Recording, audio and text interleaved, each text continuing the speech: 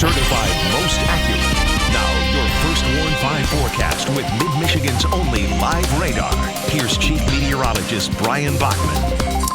All right, a very good Monday evening, everyone. Hopefully you had a good holiday weekend, especially with that refreshing turn the weather took for the second half of it. That, of course, carried us on into today. But the bigger headline today was more or less what was going on in our skies. That smoky haze that's been hanging out over the region since about late last night, originating from some wildfires in central Canada, leading to a second evening of gorgeous sunsets. Here's a photo of one perspective here from Sarah Wagner from Bicentennial Park in Grand Blanc earlier on this evening. You can see that more orange tint than usual that we get on the sun there, but we went full-blown into the red end of the spectrum here from Coco Hanft out of Big Fish Lake at Hadley Township tonight. Sun setting over the tree line there, even reflecting off of the lake. That hazy smoke in the upper atmosphere tinting the sunlight red tonight. But why does that even happen in the first place? How exactly does, all that smoke in the atmosphere lead to turning the sun more deep orange or red? Well, when we look at the sun just by itself, the sun emits visible light in all wavelengths, and we see that just as plain old white light. But that white light is actually broken up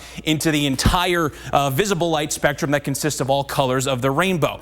And based on how much energy that the light contains, it dictates what color the light will tend to be. So at the lower end of the spectrum here, the low energy, long wavelength end of the spectrum here, we have our red light, our orange light. It's low energy light. And then as it increases, we transition more to the greens, the blue, and violet light, which is on the high energy and short wavelength end of the spectrum. So how does that tie into the sunlight when it works its way into our atmosphere? Well, as that light passes on in, it's scattered or absorbed to some extent by different particles in the atmosphere, and it gradually loses some of its energy, that sunlight. When the sun is low in the sky, that effect is actually amplified because that sunlight then has to pass through a greater volume of the atmosphere, so it tends to lose more of its energy, and that's what tends to generally lead to more of an orange tint to the sunset on a normal day. So when we go back to the colors here, as that sunlight energy works its way in across the atmosphere, it's the high energy light that's scattered more readily. So we lose our blues, our purples, our greens much more readily,